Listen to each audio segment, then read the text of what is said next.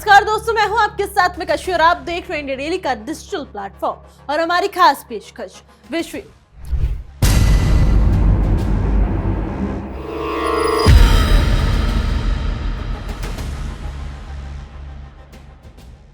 पश्चिम Asia की तपती रेत पर इस समय कूटनीति का ऐसा खेल खेला जा रहा है जहां शांति के सफेद झंडे के पीछे बारूद के ढेर छिपे हुए हैं। अमेरिका, जो दुनिया का स्वयंभू थानेदार बनकर हर मामले में अपनी नाक घुसाने की आदत रखता है, एक बार फिर ईरान को अपने जूतों की नाक पर रखने की नाकाम कोशिश कर रहा है।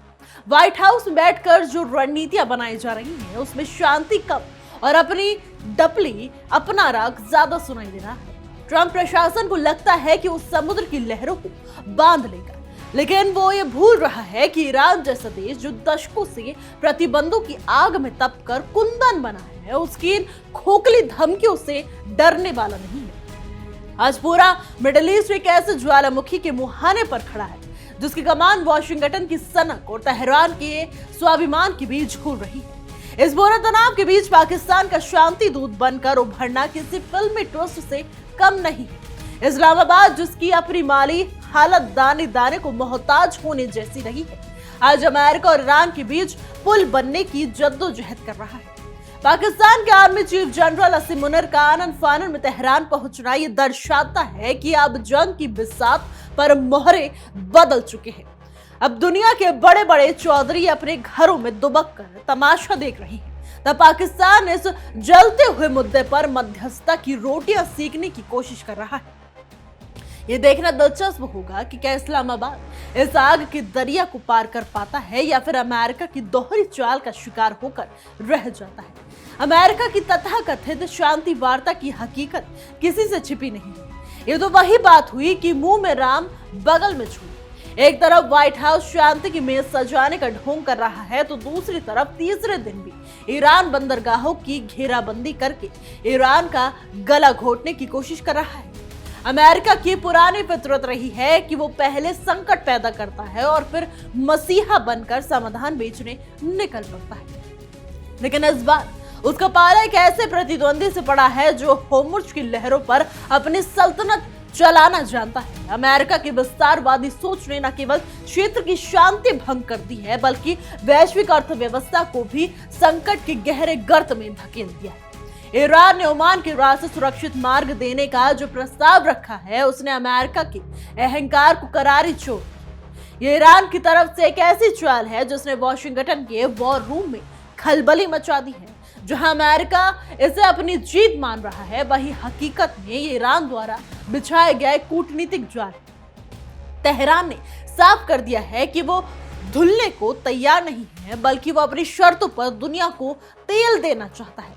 अमेरिका की नेवल ब्लॉक्ड वाली नीति अब उसी पर भारी पड़ती हुई दिख रही है, क्योंकि जब दुनिया के बाजारों में हाहाकार मचेगा तो सबसे पहले लपटे व्हाइट हाउस तक ही पहुंचेगी।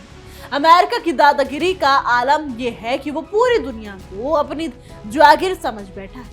ईरानी बंदरगाहों की घेराबंदी करना, अंतरराष्ट्रीय कानूनों का मजाक उड़ाना, नहीं तो और क्या है। वॉशिंगटन का ये दावा है कि ईरान पर आर्थिक दबाव बना रहा है, दरअसल अपनी असुरक्षा का प्रमाण है।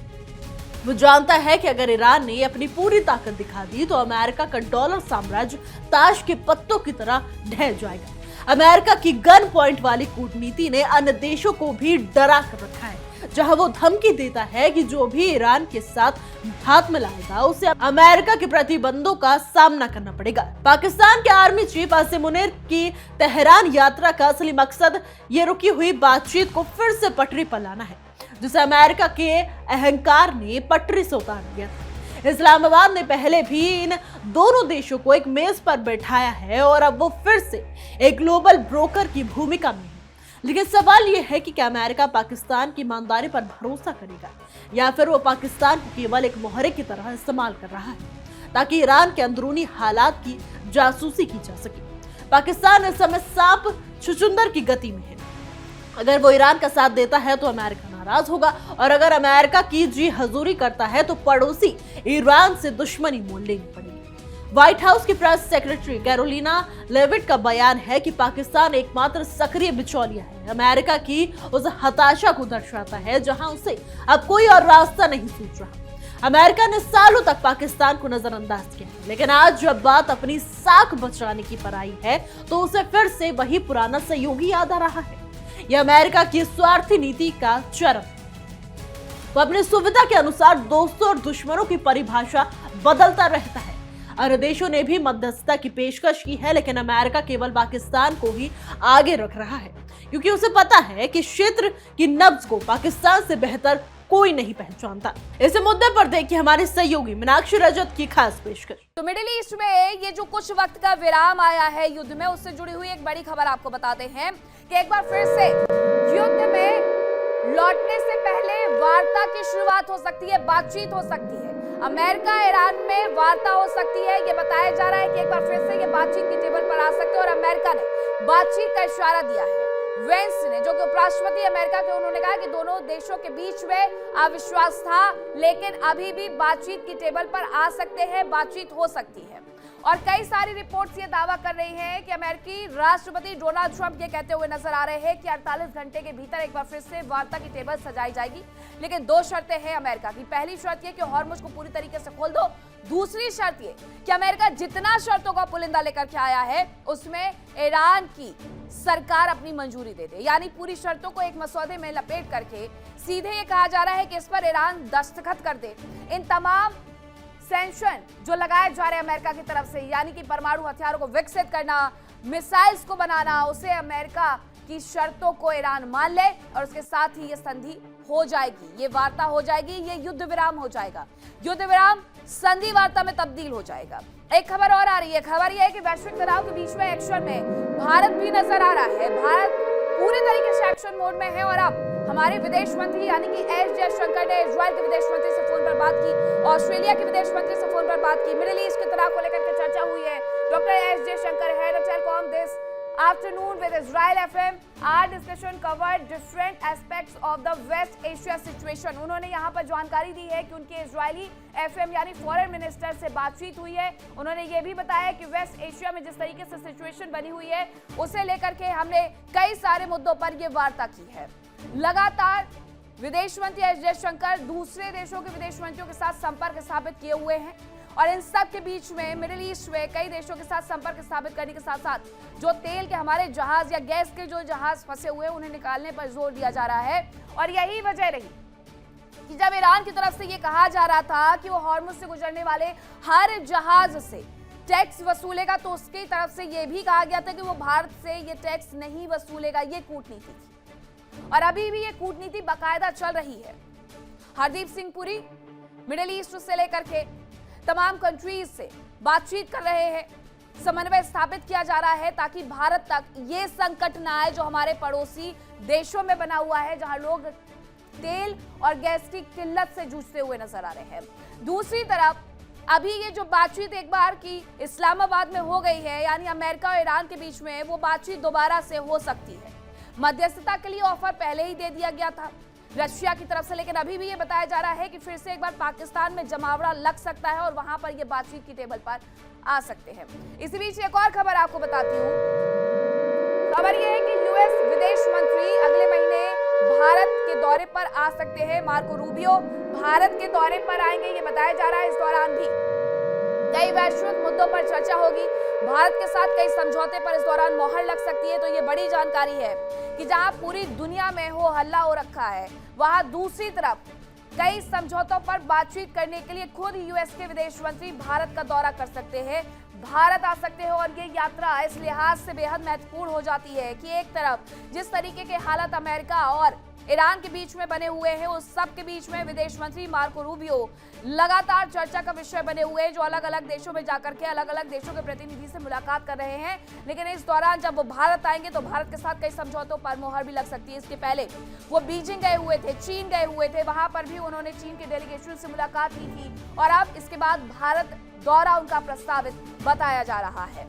मार्को रूबियो का एक देश से दूसरे देश जाना ये बता रहा है कि अमेरिका भी अपने व्यापार को स्ट्रॉन्ग करने में पूरी तरीके से लगा हुआ है। खबर यह है कि वैश्विक तनाव के बीच में एक्शन में किम जोंग नजर आ रहे हैं। किम जोंग लगातार परीक्षण करते जा रहे हैं। अब उनकी तरफ से ब्लैकआउट बम का सफल परीक्षण कर लिया गया है और अमेरिका की टेंशन भी बढ़ा दी गई है। एक दो नहीं बल्कि लगातार उनकी तरफ से परीक्षण किए जा रहे हैं। ब्लैकआउट बम का सफल परीक्षण। मुझे एक बात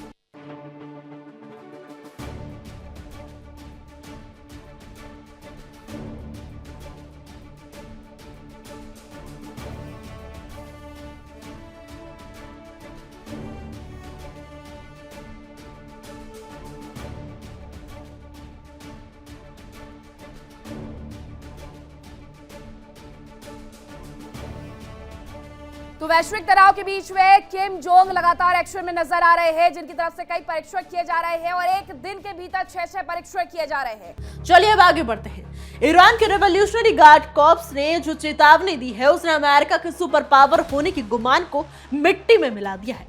तेहरान का यह दावा है कि होर्मुज पर उसका पूरा नियंत्रण है, कोई हवाई दावा नहीं है। ईरान ने पिछले कुछ वर्षों में अपनी नौसैनिक शक्ति को इस कदर बढ़ाया है कि वो किसी भी घुसपैठिए को छठी का दूध याद दिला सकता है। अमेरिका की नौसेना वहां गश्त तो लगा रही है, लेकिन ईरान मिसाइलों की जद में होने के डर से उसके कमांडरों के हाथ पांव फूल रही है। ट्रंप का ये कहना है कि वो हर जहाज की आवाजाही पर नजर रखेगा, केवल एक गीदड़ भपकी के अलावा कुछ और नहीं है।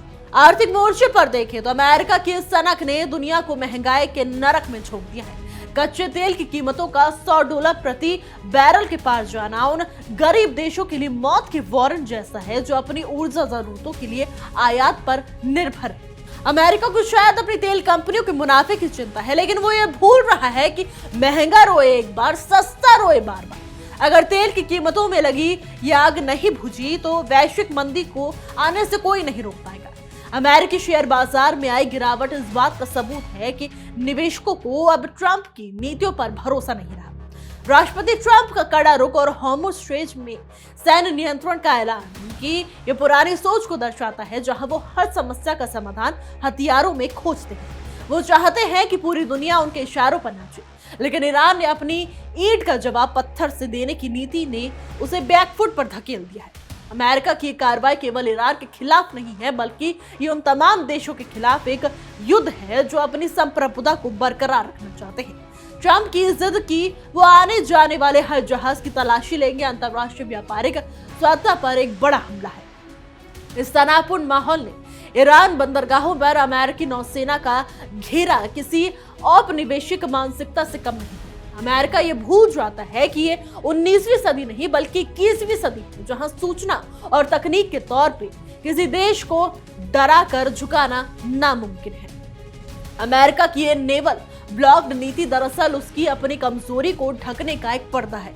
वो चाहता है कि ईरान आर्थिक रूप से इतना कमजोर हो जाए कि वो खुद ही आत्मसमर्पण कर दे, लेकिन ईरान की जनता ने ये साबित कर दिया है कि वो भूखे नहीं रह लेंगे लेकिन झुकेंगे नहीं। अमेरिका का ये दाव उल्टा पड़ता हुआ दिख रहा है। शांति प्रयासों की आड़ में जो खेल पाकिस्तान में खेला जाने वाला है उसकी पटकथा पहले ही वॉशिंगटन में लिखी जा चुकी है। अगली शांति वार्ता का पाकिस्तान में होना इस बात का संकेत है कि अमेरिका इस क्षेत्र में अपनी पकड़ ढीली नहीं होना देना चाहता। इसलिए उसे समझना होगा कि बातचीत तभी सफल होती है जब दोनों पक्ष बराबरी के स्तर पर हो। अगर अमेरिका अपनी नौसेना को ईरानी सीमा पर तैनात रखकर शांति की बात करता है तो ये केवल एक भद्दा मजाक है। वार्ता की मेज पर बैठकर भी अमेरिका अपनी शर्तों को थोपने की कोशिश करेगा, जिससे इस समस्या का समाधान निकलना लगभग नामुमकिन है। वैश्विक बाजारों में मची अफरा तफरी के लिए सीधे सीधे तौर पर अमेरिका को अड़ियल नीति बताकर जिम्मेदार ठहरा दिया गया है। जब से ट्रंप ने होर्मुज स्ट्रेट में निगरानी बढ़ाई है, तब से बीमा कंपनियों ने जहाजों के प्रीमियम बढ़ा दिए हैं, जिससे आम आदमी की जेब पर बोझ पड़ रहा है। यह अमेरिका की वो रणनीति है जहां वो दूसरे के कंधों पर बंदूक रखकर चलाता है उसे लगता है कि वो सुरक्षित है, लेकिन आज की आपस में जुड़ी हुई दुनिया में अगर पश्चिम एशिया जलता है तो उसकी आंच में वॉशिंगटन भी नहीं बचेगा।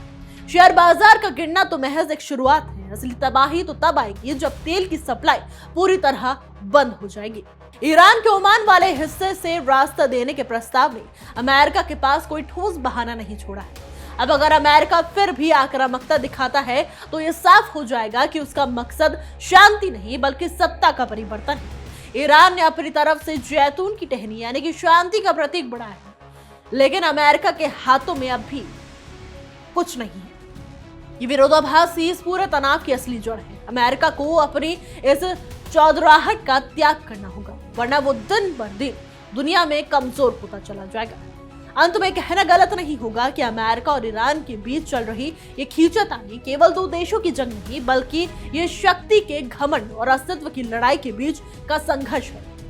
जहां पाकिस्तान एक कुशल मध्यस्थता की भूमिका निभाने की कोशिश कर रहा है, वहीं अमेरिका की नीयत में खोट साफ नजर आ रहा है। एक तरफ शांति वार्ता का प्रस्ताव तो दूसरी तरफ नेवल ब्लॉक। ये दोनों ही राजनीति का सबसे घटिया उदाहरण है। दुनिया की निगाहें अब पाकिस्तान में होने वाली अगली बैठक पर टिकी हुई है, जहां यह तय होगा कि इंसानियत जीतेगी या फिर अमेरिका का नया बारूद। फिलहाल के लिए हमारी रिपोर्ट में बस इतना ही। देश और दुनिया की तमाम खबरों को देखते रहिए इंडिया डेली का डिजिटल प्लेटफॉर्म और हमारी खास पेशकश विश्व।